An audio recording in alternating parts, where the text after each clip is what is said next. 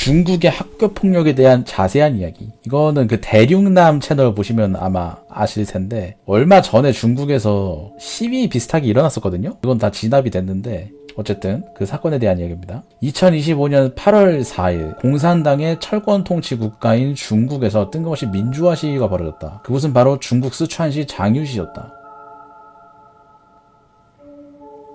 원래 시위는 민주화 시위가 아니었다. 중국 정부에게 어떤 사건의 진상을 요구하는 소수의 시위로 시작했지만 공산당 정권답게 시위는 진압으로 대답했다. 이 분노한 시민들이 시위대에 합세하였고 그 결과 분노한 시민들은 어느 사건의 진상을 요구하는 동시에 시진핑 타도, 공산당 타도와 같은 구호를 외치기도 했다. 1984식 검열과 감시가 이루어지는 중국에서도 시위 자체는 여러 번 있었다. 하지만 시위대가 직접적으로 시진핑과 중국 공산당의 퇴진을 요구하는 시위는 사실상 없었다. 그럼 왜 장유시의 시민들은 무엇 때문에 그렇게 분노했을까? 14세 여학생 3명이 다른 여학생을 폭행하는 영상 중 일부. 바로 장유시를 뒤흔들던 학교폭력 사건이었다. 가해자 3인조는 평소에 피해자를 화장실에 가두거나 학급에서 따돌림을 조장하는 등 지속적으로 폭력과 금전갈취를 이어갔다. 가해자들은 피해자의 핸드폰을 갈취하여 팔아버렸다고 하며 피해자를 따로 창고로 불러내 폭행을 하고 무릎 꿇고 옷을 벗도록 강요하는 영상도 찍었다고 한다. 가해자들은 자랑하기 위해 위 영상을 인터넷에 자신들의 SNS에 올렸지만 오히려 중국 전역에 유포되어 큰 논란을 불러일으켰다. 그래서 이게 이분들의 부모님이야. 부모님들이 이 공무원한테 무릎 꿇고 비는 거예요. 해당 영상이 퍼지고 전국의 이목이 집중되자 중국 경찰은 가해자들을 붙잡았지만 가해자 2명은 교정학교로 보냈고 나머지 1명은 교육처분으로 끝내는 중국 시민들이 보기에도 가벼운 처벌로 끝이 났다. 하지만 피해자에 대한 괴롭힘의 원인이 피해자의 어머니가 청각장애인이고 아버지는 문맹인 이유였다는 사실이 밝혀지고 가해자들이 가벼운 처벌을 받는 이유는 가해자들의 가족이 공산당의 높은 인물이기 때문이라는 소문이 퍼지자 부정부패에 분노한 장유시 시민들이 거리로 나온 것이다. 중국 미성년자 53%가 학교에서 괴롭힘을 겪었다. 우리보다 훨씬 심하겠지 아마. 중국의 학교폭력 문제는 하루 이틀 일이 아니다. 언론에 보도되지 않을 뿐이지 심각한 학교폭력은 매일 발생하고 있다고 봐도 무방하며 단순히 구타와 따돌림을 넘어 성폭행, 갈취, 감금, 심지어 살인까지 이어지고 있다. 더 큰 문제는 가해자들은 이런 폭력에 대하여 죄책감을 갖기보다는 오히려 과시하고 싶어서 SNS에 게시하는 것이 현실이다. 2025년 9월에 발생한 광시 좌족 자치구 중학교에서 발생한 여학생 집단 폭행 사건. 가해자들이 피해자가 등교비를 내지 않았다고 집단 폭행하고 머리를 밟는 영상을 올렸다. 가해자들이 단체로 피해자의 팔다리를 잡고 피해자의 가랑이 사이를 봉이 있는 방향으로 수차례 내려친다. 지속적으로 3인조 일진들에게 폭행당하던 여학생은 결국 투신한다. 외지에서 전학을 왔다는 이유로 피해자를 얼굴만 내게 해놓고 땅에 파묻는 2인조 가해자들. 불량 무리에게 폭행당한 아이, 불량 무리들도 겨우 초등학교 1, 2학년밖에 되지 않는다. 허베이성의 시포시 중학교에서 8명의 가해자가 피해자 1명을 구타하는 과정에서 도끼로 얼굴을 가격해 피를 흘리는 피해자의 사진.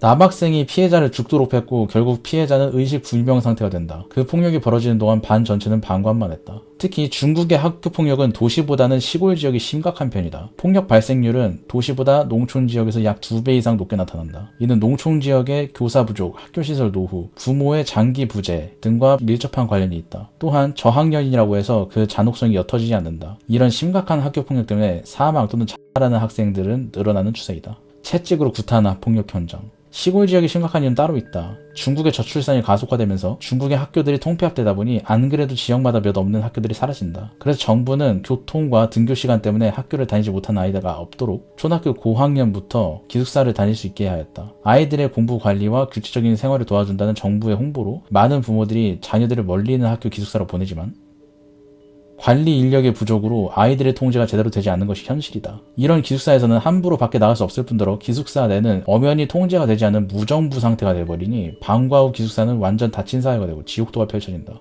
끔찍한데? 초등학교 4학년이 동급생을 막대기로 무자비하게 폭행한다. 피해자 1명을 가해자 4명의 방에 감금시키고 머리채를 잡고 발길질을 하며 벨트로 사정없이 폭행한다. 이런 지옥도에는 나이가 얼마나 많든지 적은지 남자인지 여자인지는 구분되지 않는다. 알몸 도교자 후 개처럼 4발로 걸어가기를 강요받은 피해자들. 차마 사진을 공개할 순 없지만 그 외에도 담배 재떨이에 고여있는 물 마시기 하기, 담배로 피부 지지기, 옷 벗기고 신체 부위에 모욕하는 내용 낙서하기, 물고문하기, 알몸인 상태로 만들고 사진과 영상 촬영하기, 이 과정에는 성추행과 성폭력이 동반되기도 한다 등등. 지금의 대한민국 학교에서는 상상하기 힘든 폭력이 일상화된 상태이며 오히려 가해자들은 이런 폭력을 퍼포먼스화하기 위해 SNS에 학교폭력 영상을 올린다. 참, 씨발. 중국 시골 지역에서의 학교폭력은 피해자들을 살로 몰고 갈 정도로 현재 진행형으로 잔혹해지고 있으며 최근에는 급기야 살인사건까지 발생했다. CCTV에 찍힌 왕지아오의 마지막 모습. 2024년 3월 10일 중국 허비의 성에서 중학생이었던 왕지아오가 실종되었는데 이후 비닐하우스 아래 0.56m 깊이의 구덩이에 안매장 당한 상태로 발견된다. 피해자의 얼굴은 흉기에 의해 심각하게 훼손된 상태여서 시신 확인이 어려웠다고 한다. 이 사건에 중국 공안은 피해자의 입출근 내역을 통해 범인을 빠르게 검거했다. 와, 진짜 애들이네. 수사 당국 조사 결과 범인은 같은 반 학생 3명으로 밝혀졌다. 이들은 이미 살인을 계획했었고 전날 3월 9일 미리 시신을 안매장할 구덩이를 팠으며 피해자를 죽인 이후에 피해자의 돈을 나눠 갖는 계획을 세웠다. 다음날 그들은 피해자를 부르고 비닐하우스에 데려가 핸드폰을 빼앗고 흉기로 폭행하여 살인한 후 시신을 안매장했다고 한다. 이후 그들은 피해자에게서 뺏은 핸드폰으로 피해자의 돈 191위안 을 자신들의 계좌로 이체했다고 한다. 13살이 살인을 계획하고 사건 은폐를 위해 시신을 안매장한 후에 피해자의 돈을 나눠 가졌다는 사실에 중국 사회에 많은 충격을 주었다. 진짜 말이 안 되네. 13살짜리가 저런 13살이면은 씨발 만으로 하면은 중학교 1학년 아니야? 이들은 자신들이 촉법소년이기 때문에 형사처벌을 피할 수 있을 거라고 생각했지만 사건이 발생하기 직전에 중국 정부는 12세에서 14세 미만 미성년자라도 의도적이며 잔인한 범행을 저지를 시에 형사처벌을 받을 수 있다라는 법을 개정시켜서 가해자 한 명에겐 무기징역, 한 명에게는 12년형, 한 명에게는 교정교육 처분이 내려졌다. 이를 보면 정의가 어느 정도 구현된 것처럼 보이지만 문제는 법원은 이 사건을 학교폭력이 확대되어 살인으로 이어졌다고 인정하지 않았다는 것이다. 피해자 유족들은 가해자들이 오랫동안 피해자를 괴롭혔다고 주장하며 아이가 학교에 가기를 두려워했다고 진술했지만 중국 법원은 가해자와 피해자 사이에 갈등만 있었다고 판결하고 살인 이전에도 학교폭력이 있었다는 건 인정하지 않았다. 그 사건 외에도 2019년에도 13살 소년이 본급생인 13살 소녀를 살해하는 사건이 발생하는 등 위 사건 가해자는 촉법소년이어서 형사처벌을 면했다. 지속적으로 학교폭력으로 인한 살인도 발생하고 있는 추세이다. 사실 중국에서 학교폭력 문제는 정부도 인지하고 있지만 중국의 관료체계의 구조상 지방의 학교폭력 문제는 쉽게 해결할 수 없다. 중국 공산당에서 사회의 문제를 다룰 때 안정유지가 최우선 과제이다. 즉 사회 불안, 집단행동, 시위 가능성을 차단하는 것이 다른 정책보다 우선시된다. 또한 중국에서의 학교폭력 사건은 사회적 민감성으로 분류된다. 그렇기 때문에 지방정부는 사건이 공개되어 대중 여론이 폭발하거나 집단 시위로 번질 위험이 있다고 판단하면 보도를 제한하거나 초기 발표는 축소하는 경향이 크기 때문이다. 그것뿐만이 아니다. 중국의 지방정부들은 중앙정부로부터 평가를 받을 때 가장 평가 점수가 높은 항목은 안정유지 지표이다. 즉 얼마나 지역에서 사건 사고가 없었는지를 평가받는 항목의 점수가 제일 높다는 것이다. 이러면 썩을 수밖에 없네. 공명정대한 그런 게 되기 힘든 구조네. 실적 위주니까. 실적 깎이기 싫어가지고 은폐할 수도 있는 거 아니야.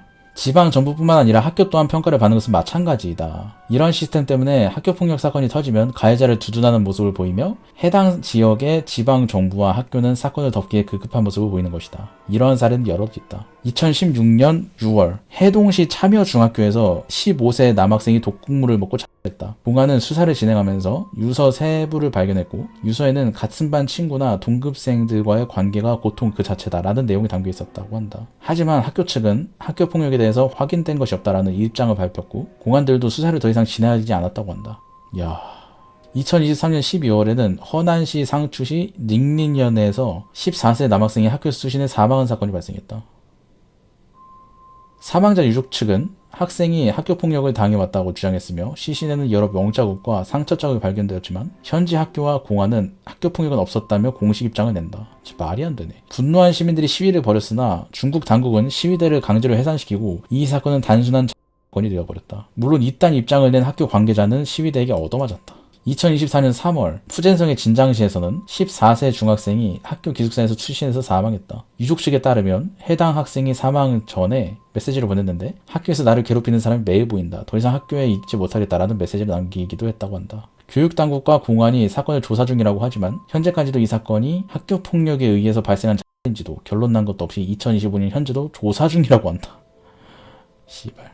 거기다가 심각한 학교폭력 사건이 터져도 학교 내부에서는 가해자와 피해자끼리 화해 처리로 덮는 경우가 허다하다고 한다. 화해 처리는 대한민국에서 합의라고 볼 수 있는데 특히 피해자의 부모가 저소득층, 문맹인, 장애인이면 학교는 적극적으로 합의를 종용한다고 한다. 이러한 화해 처리로 논란이 된 사건 중 하나는 2023년 6월에 발생한 심각한 학교폭력 사건이었다. 폭행에서 온몸이 진흙이 묻은 피해자. 중국 산서성 진중시에서 3명의 가해자들이 가난한 가정이라는 이유로 13살의 피해 학생을 마구 폭행하고 인분을 먹을 것을 강요하였다. 결국 피해자는 구역질을 하며 인분을 강제로 먹어야 됐고 가해자들은 위 영상을 SNS에 업로드했다?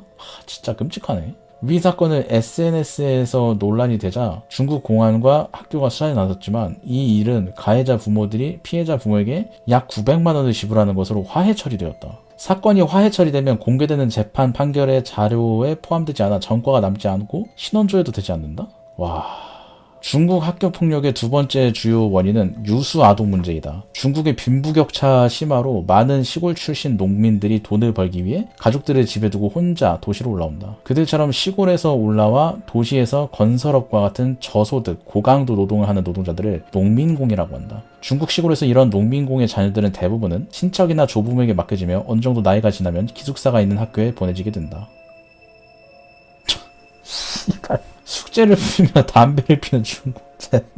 야, 자세가 이게? 조부모나 친척에 의해 관리되는 아이가 충분한 관리와 훈육을 받은 것도 아니기에 정서적 결핍과 비행 문제에 노출되기도 쉬운 편이다. 즉 그들은 돌봄 부족과 사회적 고립으로 이들은 학교폭력의 가해자 또는 피해자가 되기 쉽다는 것이다. 물론 중국 정부 또한 이런 학교폭력을 완전히 손을 놓고 있던 건 아니었다. 학교폭력 가해자들은 군대식으로 불려지는 특수교정 교육시설에 보내진다든가 학교폭력 처벌을 강화한다든지 여러 학교폭력 예방 캠페인을 벌이는 등 여러 노력 중이다. 이에 대한 성과로 실제로 낮아졌기는 하나 도시지역에서 폭력이 줄어든 것이지 시골 지역에서의 폭력은 줄어들지 않았다. 이마저도 중국 지방정부들이 많은 사건들을 축소 및 은폐한 것을 감안한 것을 생각하면 그 수치는 배가 될 것이다. 위에서 말했던 것처럼 중국 시골 지역의 학교폭력 문제를 해결하기 위해 근본적으로 유수아동 문제와 학교 기숙사 제도 문제 그리고 지역사회의 학교폭력 은폐화가 해결되어야 한다. 하지만 중국 정부는 철저한 공산당 독재국가이다. 학교폭력에 대응해 시민들이 항의하러 시위를 하면 중국 정부는 학교폭력을 해결하는 것보다는 시위를 해산하고 정보를 차단하는 것이 우선이다. 사회 문제를 빠르게 해결하기 위한 것은 공론화이지만 중국은 인터넷 검열을 실시하기에 학교폭력 공론화가 어려우며 사회적 파장이 될 만한 사건들을 축소 및 은폐 그리고 비공개 수사하여 중국 인민들이 알지 못하게 한다.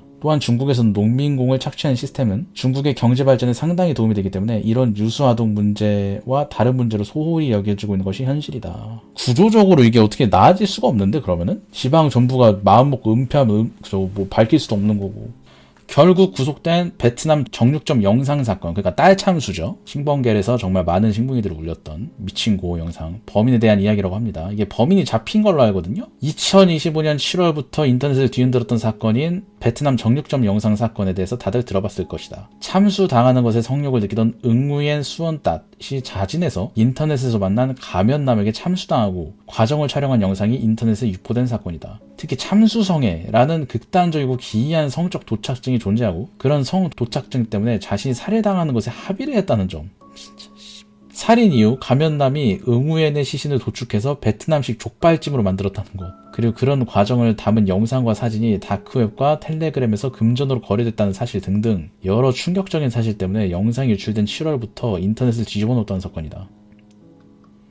앞에 있는 남성이 응우엔 수원다. 뒤에 있는 가면을 쓴 남성이 이 사건의 범인, 통칭 가면남으로 불림. 이 사건이 캄보디아에서 벌어져서 베트남 공안이 수사할 수 없다던가 이미 시체는 범인이 전부 먹어치우고 나머지는 전부 산에 녹였다든가 범인이 중국인이고 이미 중국으로 도주했다든가 이 사건은 인터넷에서 소문만 무성하였지만 정부나 언론의 공식적인 언급은 하나도 없었다. 이 사건 자체가 공개되면 사회적 파장이 너무 큰 끔찍한 사건이기도 하며 수사기관이 제대로 수사할 수 없는 사건이기에 많은 사람들은 베트남 정부가 이 사건을 은폐할 것이라고 예상했다. 따라서 많은 사람들은 이 사건이 미제 사건으로 남을 확률이 크다고 생각했다. 하지만 베트남 네티즌들은 유포된 영상과 사진을 통하여 사건의 진상을 파헤치려는 노력을 멈추지 않았다. 가면남이라고 추정되는 인물이 응우엔의 머리를 들고 있는 사진. 정보가 너무나도 제한적이었기에 베트남 네티즌들은 범인의 유일한 단서인 위 사진만으로 범인을 찾을 수밖에 없었다. 많은 사람들의 노력으로 이 사건을 해결할 실마리는 보이진 않았고 이렇게 충격적인 미제 사건으로 끝나나 싶었지만 11월 중순쯤에 베트남 페이스북 그룹에서 한 베트남 네티즌이 이 사건의 범인을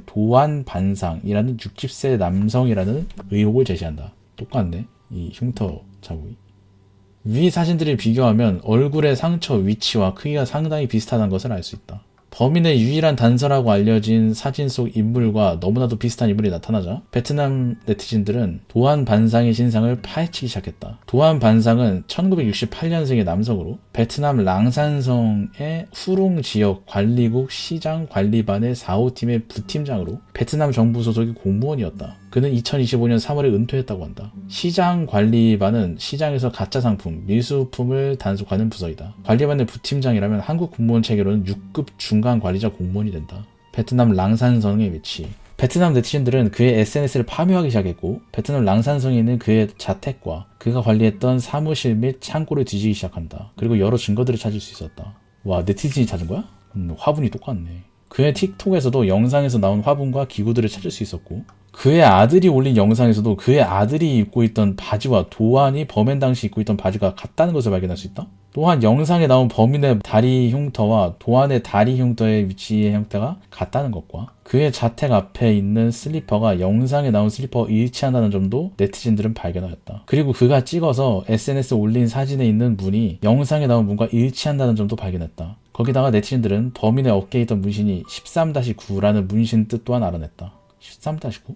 그의 아들 캄청의 공무원증에서 아들의 생일인 9월 13일을 알 수 있었다. 13-9는 본인 아들의 생일날이었던 것이다. 그 외에도 4년 전 게이 데이트 앱 블루드에 가입했다는 사실도 알아냈으며 그의 아들의 이름으로 닉네임을 만들고 응무엔 살인사건에 대한 커뮤니티 게시판에 응무엔의 페이스북이 지워진 거야? 나도 그렇게 생각해 등등 이런 댓글을 달았다는 사실도 알아냈다. 지 아들 이름으로 했다고요? 이렇게 인터넷에서 본인의 이름이 주목되고 이 사건에 대해서 본인이 맞냐는 DM과 연락이 계속 오자 도안은 본인이 SNS에 올렸던 게시물을 모두 삭제하기 시작했고 다음과 같은 게시물을 올렸다. 그래, 내가 참수 집행자다. 누가 나를 잡을 수 있을지 모르겠지만 이거 하나 말하고 싶다. 너희들도 다 똑같이 악랄하다. 너희들도 더 많은 사람을 죽여 기뻐하나 보지. 맞지? 나는 어차피 60년을 살았다. 죽는 것도 두렵지 않아. 베트남 네티즌들은 이 사건의 범인을 참수 집행자라고 불렸음. 위 글은 게시된 지 약 1시간 만에 삭제됐다고 한다. 이런 상황에 네티즌들은 위 내용들을 바로 베트남 공안부에 신고했다. 하지만 베트남 공안부는 침묵을 유지하고 있었고 11월 25일까지 아무런 조치를 취하지 않았다. 베트남 공안의 수색 및 구속 시도. 물론 베트남 정부 또한 이 사건에 완전히 손을 놓고 있지는 않았을 것이다. 2025년 11월 25일 베트남 랑산성의 수사기관인 PA05에서 공식적으로 이 사건에 대한 공식적 언급을 하였다. 소셜 네트워크에서 범죄 정보 감지. PA05는 소셜 네트워크 플랫폼에서 의심스러운 정보를 발견했습니다. 바닥에서 성적 행위를 하는 알몸의 남자를 촬영한 영상을 유포했습니다. 영상에서는 다른 남자가 갑자기 칼을 사용하여 피해자를 공격하고 참수하여 죽이는 장면이 담겨 있습니다. 그 다음 그 남자는 신체를 절단하고 내부 장기를 제거하여 요리하고 먹는 과정을 보여줍니다. 이 사건은 행위의 야만적인 성격 때문에 여론에 충격을 주었습니다. 11월 27일 베트남 형사과학연구소는 베트남 정육점 사건이라고 알려진 영상들과 사진을 분석한 결과 편집이나 AI를 사용한 흔적은 찾을 수 없었다고 공식적으로 발표했다. 11월 28일 랑선성 공안부는 공식적으로 하우트렁의 마을 이장으로부터 응우엔 살인사건에 대한 접수를 받는다. 이장은 사건 접수를 끝나자마자 베트남 공안부는 네티즌들이 이 사건의 범인을 지목한 도안 반상을 용의자로 지목하고 그가 범행 당시 사용했던 것으로 추정되는 장소인 시장 관리팀 4호 본부 사무실에 대한 긴급 수색을 개시하였다. 공안이 수색한 범행 장소, 영상에 나온 장소들과 일치한다. 공안은 이곳 싱크대 아래에서 인간의 것으로 추정되는 치아 3개를 발견했다. 정화조와 배수구에서 크기가 제각각인 여러 뼈 조각들을 발견했다고 한다. 도안의 자택을 압수수색하는 공안들을 구경하는 베트남 시민들. 시신의 흔적이 발견되자 공안은 바로 도안 반상의 자택에 대한 긴급 수색 영장을 집행하였다. 공안은 도안 반상의 집에서 영상에서 나온 범인과 응우엔이 입었었던 옷 2벌을 발견했으며 도안 티 리엔이 그러니까 도안의 여동생이 생전 응우엔이 썼던 핸드폰을 쓰고 있다는 것을 확인하고 압수하였다. 이 핸드폰은 자신의 오빠가 준 것이라 진술했다. 이런 빼박 증거들이 속속 나오자 결국 자택에 있었던 도안 반상은 경찰에 연루되어 구속되었다고 한다. 그리고 도안은 공안으로부터 수사를 받고 있다고 하며 현재까지 다음과 같이 진술했다고 한다. 도안 반상의 자백 내용. 2020년경에 도안과 응우엔은 SNS를 통해 알게 되었고 응우엔은 평소부터 참수당하고 싶다고 항상 말했다고 한다. 응우엔은 친해진 도안에게 극단적이고 하드코어한 성적 영상 및 이미지를 올리는 포르노 사이트 를 통해 알게 된 온라인 비밀단체가 있다고 하며 자신도 그 단체에 속해 있다고 말했다고 한다. 응우에는 도안에게 여러 차례 이 단체에 들어오라고 권유했으나 그 단체에서 오고가는 이야기를 본 도안은 너무 끔찍해서 참여할 엄두를 내지 못했다고 한다. 하지만 응우엔과 대화를 계속하는 과정에서 각종 성적 폭력, 동성 간의 극단적 성행위에 빠져들기 시작했다. 결국 VPN을 사용해 초대 방식으로만 가입 가능한 텔레그램 그룹에 참여하게 되었다고 한다. 이후 응우엔은 도안에게 자신이 상상한 방법대로 죽고 싶다고 하며 다음과 같은 시나리오를 알려줬다고 한다. 수음 행위 중에 혹은 사종 직후에 참수당하고 싶다고 한 것. 죽은 다음 자신의 시체의 복부를 절개하여 장기를 꺼내 요리해달라고 한 것. 본인이 다 요청한 거야? 아니 죽고 나서는 성적인 쾌락을 못 느끼는데 이거를 왜 요청한 거지? 응우에는 그러한 자신의 죽음에 대한 시나리오를 완성하고 그 단체방에 사람들에게 공유하였다고 한다. 응우에는 도안에게 그런 장소를 빌리는데 $200 정도를 지불할 수 있다고 말했다. 이후 응우에는 도안에게 그런 시나리오를 끈질기게 부탁했고 2024년 7월 도안은 결국 응우엔의 요청을 수락해 참수를 실행하기로 동의한다. 2025년 1월 25일 상은 다세계 시장 관리팀 4호팀 사무실로 오라고 연락했다. 응우에는 도안이 자신을 참수할 때 사용할 칼 2자루를 직접 가져왔다고 한다. 와... 당일 저녁 도안은 영상의 내용처럼 닷을 참수하였다. 그는 응우엔의 시신을 칼을 이용해 시신을 여러 조각으로 토막냈고 뼈, 살, 내장을 분리해 썩거나 냄새가 나지 않도록 삶았다. 이후 뼈는 부수고 고기와 함께 약 10개의 비닐봉지에 나누어 담았으며 그중 일부는 개에게 먹였다. 남은 봉지들은 대부분 여러 쓰레기장에 나누어 버렸다고 한다. 식인 의혹은 부정 중이라고? 2025년 1월 27일 그는 참수할 때 쓴 칼 2자루를 집에 돌아가던 중에 도로변 손수레 위에 놓고 버렸다. 현재 상황 11월 30일 기준 공안에 의해 봉쇄된 본부 사무실. 와 진짜 너무 끔찍하다. 씨발 너무 끔찍한데. 온라인에서만 유명했던 사건이었기에 해당 지역 주민들이 이제서야 이곳에서 무슨 사건이 발생했는지 알게 돼 충격을 받았다고 한다. 현재 랑선성 공안조사국은 관련 부서와 협조하여 사건을 계속 조사하고 사실관계를 추가로 확인 중이라고 한다. 끝나지 않은 의혹들. 응우엔을 살해한 도안은 결국 경찰에 구속되었다. 하지만 여전히 풀리지 않은 의혹이 있었다. 그건 바로 응우엔과 도안이 참여했다고 알려진 비밀 단체방이었다. 도안이 응우엔을 살해하기 전 공범들과 나눈 대화 내용. 준비 다 됐어. 시작할 때까지 기다리면 돼. 누가 목을 치는 거야? 정씨야? 아니 다른 사람이 할 거야. 왜 정씨가 하게 두지 않은 거야? 정씨를 기다리기 너무 힘들어. 왜? 메시지를 읽긴 했는데 시간을 너무 질질 끌고만 있어. 여기서 언급되는 정씨와 공범 그리고 응우엔 도안 최소 4명이 이 사건에 관여하고 있다는 것을 알 수 있다. 그 단체방에는 최소 4명 이상이 있다는 것을 알 수 있었다. 도안의 증언에 따르면 그들은 끔찍한 상황에 대해서 이야기했다고 한다. 많은 네티즌들은 그 단체방의 구성원들이 이번 응우엔의 스너프 필름을 판매할 텔레그램 방을 창설했다고 추정한다. 현재까지도 베일에 쌓은 그들은 누구일까? 베트남 네티즌들은 지금도 그들을 쫓고 있다. 이거는 그 뭐지? 우크라이나의 미친 살인마들 걔네 이후로 최악의 스너프 필름 아닌가? 해당 사건의 범인 도안의 틱톡 영상. 이 사람이 범인.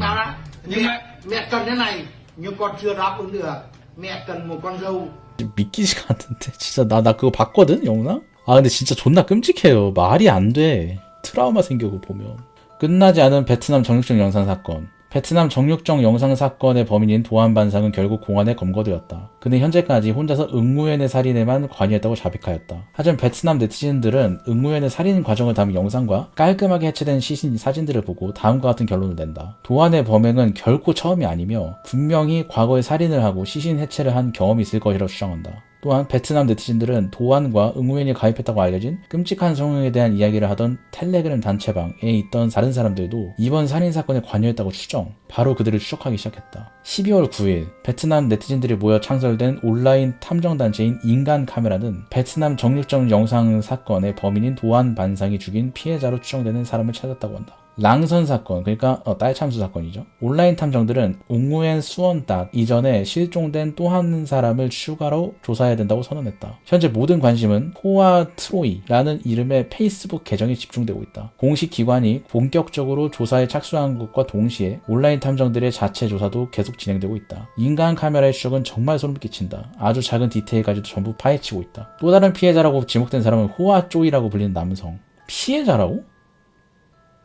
그에게는 아내와 아들이 있다고 알려졌지만 그는 이미 2019년경에 사망한 것으로 추정된다. 그 또한 웅우엔처럼 평소에 심한 우울증을 앓았다고 하며 2014년부터 를 암시하는 글을 페이스북에 올렸다고 한다. 페이스북에 아직 한 번도 만난 적 없는 친구가 있다. 그런데 그와 함께 죽자는 약속을 했다. 요즘 마음이 너무 공허해서 왜 그런지 모르겠다. 같은 생각을 가진 사람이 있다면 함께 참여하자. 함께 증인이 되어줄 수 있다. 누군가를 위해 대신 죽어줄 수 있다는 감정이 있다. 같은 기분을 느낀 사람이 있나? 나도 마음을 털어놓고 싶다. 누군가를 위해 대신 죽어줄 수 있다는 감정이 있다. 같은 기분을 느낀 사람이 있나? 나도 마음을 털어놓고 싶다.